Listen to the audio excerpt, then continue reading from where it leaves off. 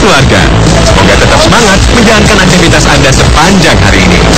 Ragam Dunia hadir membuka mata Anda akan keragaman yang ada di belahan dunia. Weekend ini, Ragam Dunia menghadirkan sejumlah tempat wisata andalan yang ada di negara Spanyol. Spanyol atau dahulu dikenal dengan nama Andalusia merupakan salah satu negara dengan banyak destinasi. Negeri yang mendapat julukan Sun Branch and Wildland ini menawarkan wisata yang tak terbantahkan. Keindahan dan kemegahan negara Spanyol menorehkan cerita yang rasanya tak lengkap jika tidak menjejakkan kaki sendiri di belahan negara terbesar kedua di Eropa Barat dan Uni Eropa ini. Penasaran hal apa saja yang ada di Spanyol? Check this out!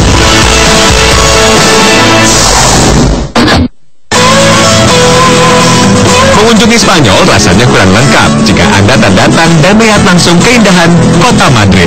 Well, Madrid adalah ibu kota dan juga kota terbesar di Spanyol. Terletak di Sungai Manzanares di bagian tengah negara Spanyol. Madrid selalu dibanjiri oleh wisatawan setiap harinya. Kecantikan kota ini menjadikannya sebagai kota paling dinamis dan indah di benua Eropa dengan beraneka ragam budaya, dan menjadikan Madrid menjadi salah satu kota modern yang begitu atraktif dengan kesenian dan keindahan budaya maupun alamnya. Ini dikarenakan kota Madrid mempunyai begitu banyak warisan budaya yang sangat kompleks dan kaya akan sejarah-sejarah kerajaan Spanyol pada masanya. Pusat kota Madrid terletak antara Real Palacio dan Puerta del Sol. Selain sebagai negara yang indah, ternyata kota Madrid mempunyai klub bola yang sangat disegani di belahan dunia, yaitu Real Madrid dan klub Atletico Madrid. Kedua klub ini sangat berperan penting di Liga Sepak Bola Spanyol. Selain menjadi kota terindah di benua Eropa, ternyata Madrid dinobatkan pula sebagai kota mode dunia dalam beberapa tahun terakhir. Nah, traveler, jangan lewatkan untuk mengunjungi Madrid jika Anda berkunjung ke negeri Matador ini ya.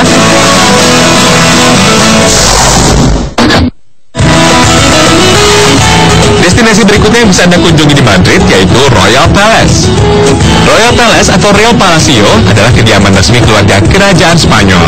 Istana ini terletak di Jalan Bailen, tepatnya di sebelah barat pusat kota Madrid dan dapat diakses dari stasiun Metro Opera. Royal Palace terbuka untuk umum kecuali bila digunakan untuk acara-acara formal. Royal Palace adalah salah satu tempat wisata di Madrid yang paling penting. Ini adalah tempat di mana banyak pameran seni yang luar biasa. Arsitektur tempat ini sangat nyentrik, yaitu mulai dari abad pertengahan ke modern dengan sentuhan neoklasik, gotik, dan gaya baroki. Royal Palace merupakan bangunan terbesar di Madrid yang paling indah. Bagian istana sendiri berisi furniture, permadani, lukisan, dan keramik, serta karya-karya penting lainnya, dari seni dan lukisan dinding, karya maestro Eropa seperti Tiepolo, Giordano, hingga Mengs. Konstruksi bangunan tersusun dari batu kapur dan granit yang tahan api. Pembangunan berlangsung sejak tahun 1738 hingga 1764. Di atas lahan seluas 135.000 meter persegi, terdapat 2.000 ruangan mewah dan 50 diantaranya dapat dikunjungi wisatawan. Royal Palace mengadaptasi gaya arsitektur istana Versailles yang ada di Prancis. Harga tiket masuk Royal Palace sebesar 10 euro, tetapi setiap hari Senin hingga Kamis terdapat jam gratis masuk, yaitu pada 2 jam sebelum waktu tutup. Istana ini dibuka mulai pukul 10 pagi hingga 8 malam sepanjang bulan April hingga September, sedangkan pada bulan Oktober hingga Maret, waktu operasional mulai pukul 10 pagi hingga 6 sore.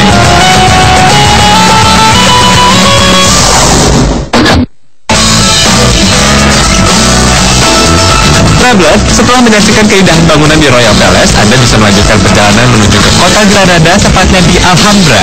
Yes, Granada memiliki sebuah destinasi wisata yang menyimpan kisah kejayaan ratusan tahun lamanya. Nama Granada sendiri mulai dikenal wisatawan dunia setelah seorang sastrawan Amerika yang populer di Eropa pada tahun 1800-an memasukkan nama Granada dalam buku berjudul Tales of the Alhambra. Well, mengunjungi Granada adalah bak sebuah doa yang terjawab. Pasalnya, Anda tak hanya bisa menjadi saksi keindahan yang ditawarkan kota ini, namun mendapat kesempatan untuk menelisik sudut demi sudut di sekitaran kota Granada. Alhambra adalah sebuah tempat yang pernah mengecap masa kerajaan Islam, Kristen, dan Yahudi. Selain itu, Alhambra juga dikenal akan keindahan alam serta bangunannya yang sangat artistik.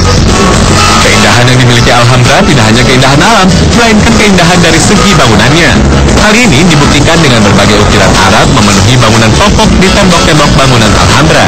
Nah, sampai di situ, ukiran Arab pun hadir dan kian melengkapi keindahan di sisi langit-langit bangunan yang megah. Bangunan yang bersih serta terawat menopang keindahan Alhambra.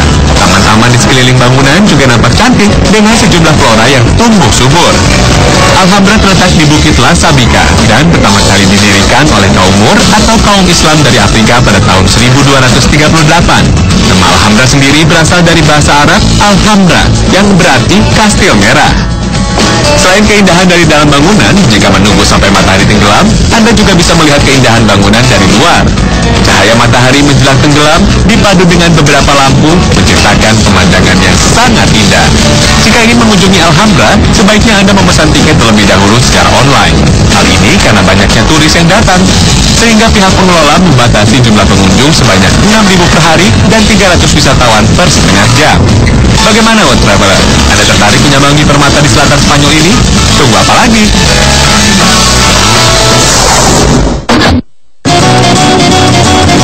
World Traveler, bertanda ke Granada tidak lengkap jika Anda tidak menjejakkan kaki di sebuah kota unik yang masih masuk dalam kawasan Granada. This is El Beichin. El Beichin merupakan distrik tua di Spanyol Selatan, di mana tempat ini digadang-gadang sebagai permata kota Granada. Untuk menuju ke El Beichin, Anda akan melewati sebuah jalan sempit bernama Caldereria. Melintasi di kawasan ini, atmosfer yang ditawarkan sangatlah berbeda. Anda seperti tidak berada di Spanyol.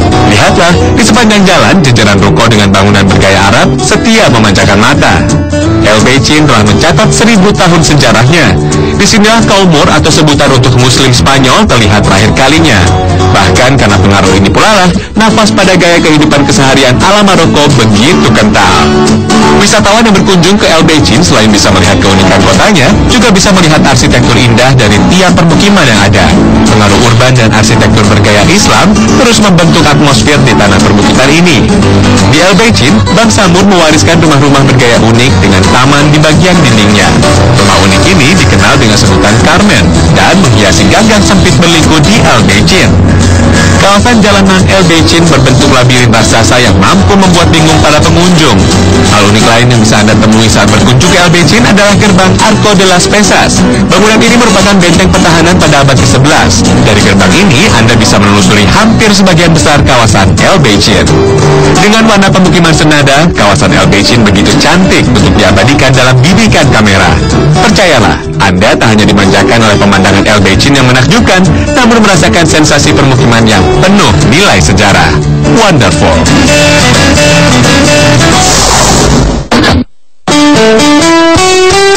Pesona Spanyol tak hanya berhenti di kota El Beichin saja. Bagi Anda yang masih penasaran melihat keindahan lainnya yang ditawarkan negara Spanyol, silakan datang ke Cordoba, yang merupakan ibu kota provinsi Cordoba, Andalusia, Spanyol. Kota modern ini memiliki banyak bangunan peringatan berarsitektur menarik dari zaman ketika Cordoba di bawah kekhalifahan Cordoba. Cordoba bagai bunga yang menebar harum di Eropa pada abad pertengahan, sebagaimana digambarkan seorang penulis Eropa, Lempo, sebagai the wonders of the world.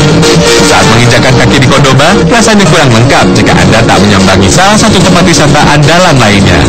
Welcome to Medina Al-Zahra. Medina Al-Zahra adalah sebuah kota yang dulu pernah gemilang yang jauh dari kesibukan kota Cordoba. Tempat ini dahulu dijadikan tempat bertemu para pejabat luar saat bertemu dengan sultan atau menteri. Namun kini, Medina Al-Zahra hanya tertinggal sisa-sisa bangunan. Anda bisa melihat gaya bangunan zaman dahulu dengan berkeliling di sekitaran Medina Al-Zahra. Medina Al-Zahra begitu unik dengan bangunannya yang klasik.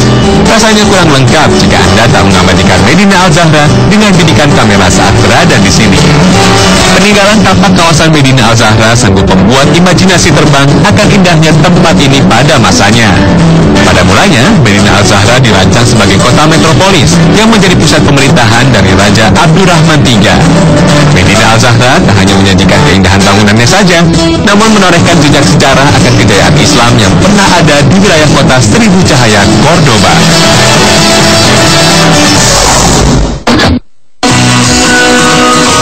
Termasuk keistimewaan kota Cordoba adalah Jembatan Cordoba yang letaknya di Sungai Al-Wadi Al-Kabir.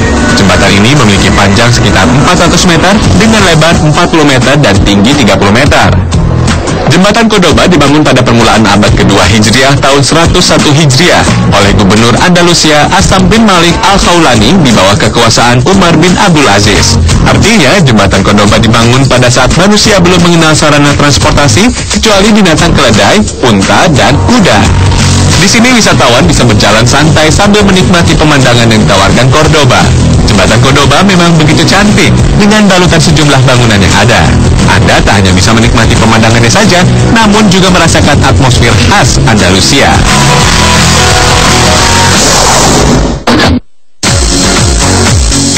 Dari jembatan Cordoba, bersiaplah dengan kemegahan bangunan The Cathedral of Cordoba, yaitu Mezquita Cathedral. Bangunan ini awalnya adalah sebuah masjid yang dibangun Khalifah Abdurrahman I pada tahun 784. Gaya dan ornamen Mezquita Cathedral masih sangat kental akan nuansa Arab. Bangunan Mezquita Cathedral dikelilingi tembok tinggi, kemudian memasuki pintu gerbang terbentang taman besar bernama Patio de los Naranjos. Taman ini ditumbuhi sejumlah tumbuhan dengan kolam-kolam buatan yang dulu digunakan sebagai tempat berwudu. Sementara pada bangunan utama Mezquita Cathedral terdapat menara yang menjulang tinggi. Berbeda dengan menara pada masjid umumnya, di menara Mezquita Cathedral terdapat lonceng katedral, yang pada bangunan ini tersusun cantik membentuk pilar-pilar yang memikat hati. Jumlah tiang yaitu sekitar 500 dengan arsitektur yang rumit dan indah. Para ahli menyebut interior Mezquita ini mengikuti tradisi masjid-masjid pada masa Umayyah dan Abbasiyah. Karena sebagai saksi bisu akan kehidupan peradaban masa lalu, oleh UNESCO, Mezquita Cathedral ditetapkan sebagai salah satu bangunan yang sangat bersejarah pada 15 Agustus 1994. Memasuki Mezquita, siapapun akan dibuat terkagum dengan desain dalam bangunan. Semacam pilar-pilar berisi peninggalan sejarah Islam dan Kristen terdahulu nampak menghiasi. Ada 4 bagian penting yang ada di dalam bangunan megah ini, yaitu Bell Tower, Patio de los Naranjos Cathedral, dan juga mihrab. Meski sudah berubah fungsi menjadi katedral, Mezquita tetap menarik untuk ditelisik. Anda tak hanya bisa melihat keindahan bangunannya saja, namun selayang pandang jejak sejarah yang pernah terjadi. So, bagaimana traveler? Menarik bukan?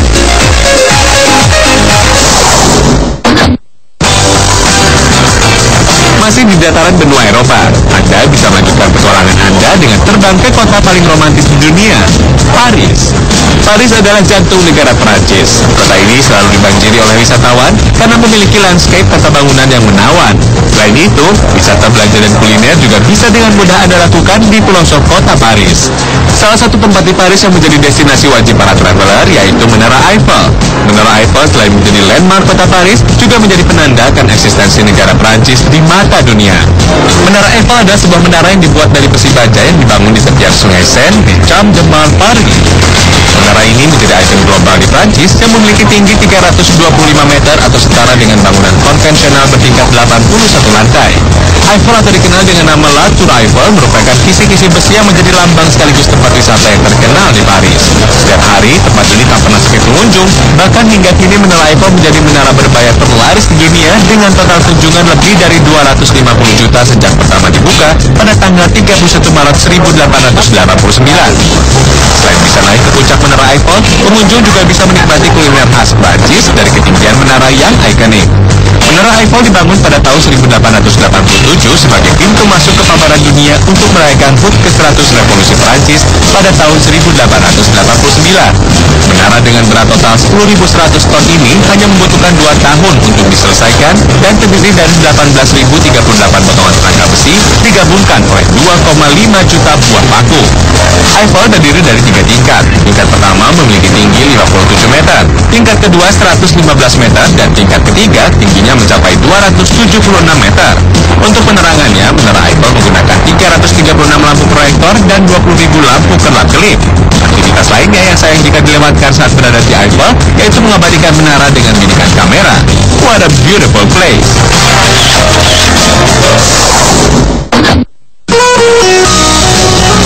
Selain Menara Eiffel, Katedral Notre Dame merupakan salah satu bukti nyata yang tak kalah pamor untuk menggambarkan keindahan sekaligus kemegahan arsitektur kota Paris. Notre Dame de Paris memiliki arti Bunda Kita di Paris, adalah sebuah gereja katedral yang memiliki arsitektur gotik yang berada di sebelah timur Ile de la Cité, Paris. Selain tujuan wisata, gereja ini juga masih digunakan untuk tempat misa dan uskup agung Paris. Notre Dame de Paris dianggap sebagai salah satu contoh arsitektur terbaik yang pernah ada di Prancis. Pusat keagamaan di Paris ini juga sering disebut dengan Our Lady of Paris oleh umat Katolik. Katedral monumental ini merupakan katedral pertama terbesar yang dibangun di Paris. Mulai dibangun pada tahun 1200 atas inisiatif Uskup Maurice de Sully. Konsep bangunan ini yaitu respon pastoral, teologis, dan spiritual untuk transformasi dalam keuskupannya dengan membangun gereja yang didedikasikan untuk Bunda Maria. Katedral Notre Dame kental dengan sentuhan gaya gotik karena karena pembangunannya bertepatan dengan perkembangan Gothic Art pada abad ke-12. Penyelesaian pembangunan katedral ini memerlukan waktu puluhan tahun karena sebagian besar desainnya sengaja diperbesar. Pada akhirnya, terbentuklah sebuah bangunan megah dengan panjang 480 meter yang dilengkapi dua menara setinggi 63 meter. Karena kemegahannya inilah, katedral monumental ini mampu menampung sekitar 6.000 jemaah dalam sekali waktu. Katedral Notre Dame dibuka sepanjang tahun dan bebas biaya masuk.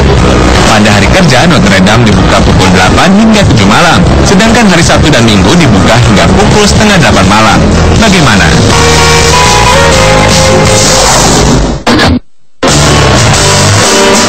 Bagi Anda para pemburu tempat untuk mengabadikan cinta, kota Paris memiliki sebuah lokasi untuk mereka yang dimabuk asmara. Selamat datang di Pont des Arts yang merupakan jembatan khusus pejalan kaki yang menghubungkan Institut de France dan Louvre Museum melintasi Sungai Seine di Paris. Jembatan metal ini dibangun pada tahun 1981 hingga 1984 menggantikan jembatan lama yang sudah rusak. Pont des Arts memiliki panjang 155 meter dan lebar 11 meter. Terletak di antara dua landmark Paris, Pont des Arts merupakan salah satu jembatan paling terkenal di Perancis. Tidak salah jika para pasangan kekasih mengaitkan simbol cinta bagi mereka di jembatan ini.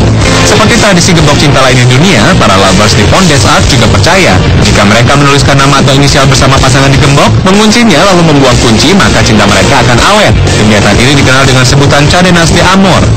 Pont des Arts juga populer sebagai tempat piknik saat musim panas. Studio terbuka bagi para pelukis dan spot bagi para fotografer yang mengagumi sisi artistik jembatan ini dan keindahan panorama di sekitarnya. Ingin mengabadikan cinta Anda dan pasangan di Pont des Arts? Tunggu apa lagi?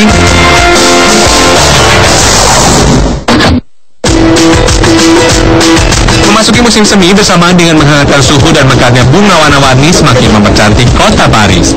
Avignon bisa diibaratkan sebagai jantungnya Provence atau sebuah wilayah di Perancis Selatan, sekaligus merupakan kota yang kaya akan peninggalan harta budayanya. Saat datang ke Avignon, mata disuguhkan sebuah benteng besar yang mengelilingi kota yang juga dikenal sebagai ibu kota Kristiani di abad ke-14. Sepanjang jalan di kota tua ini, jalan-jalan kecil yang dilalui bagaikan saksi sejarah di masa lampau. Sepanjang jalan ini selalu ramai pengunjung, tak terkecuali anak-anak saat bermain bersama orang tua mereka di sekitaran kota tua Avignon ini. Pemandangan selanjutnya yang bisa dengan mudah Anda temukan, yaitu aksi para seniman jalanan yang unjuk gigi di sekitaran badan jalan.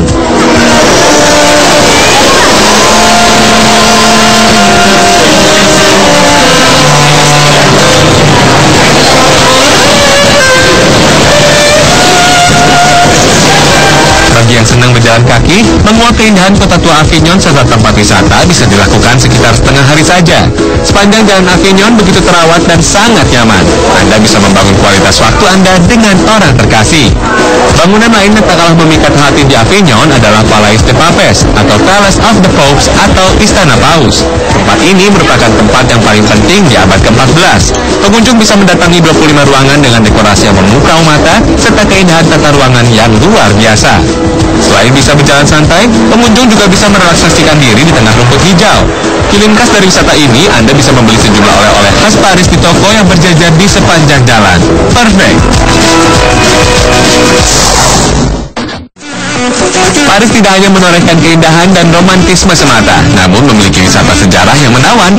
Arc de Triomphe merupakan gapura yang berdiri di tengah kawasan Place de l'Étoile yang memiliki makna sebagai gerbang kemenangan. Bangunan ini dibangun atas perintah Napoleon Bonaparte. Alasan pembangunan monumen ini untuk merayakan kemenangan tentara Prancis yang dipimpin Napoleon Bonaparte dalam Perang Austria. Monumen yang tingginya 51 meter dan lebar 45 meter ini di samping sebagai pintu gerbang kota Paris, juga tempat meletakkan prestasi para pejuang yang tidak dikenal dan dijadikan sebagai tempat berziarah dan peletakan karangan bunga. Sebagai tempat yang menawarkan wisata sejarah, Arc de Triomphe telah menjadi ikon sejarah Prancis.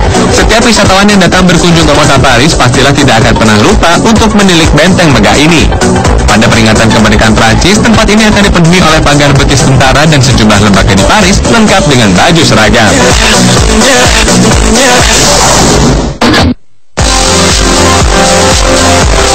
30 menit sudah kami menemani Anda dalam Ragam Dunia pagi ini.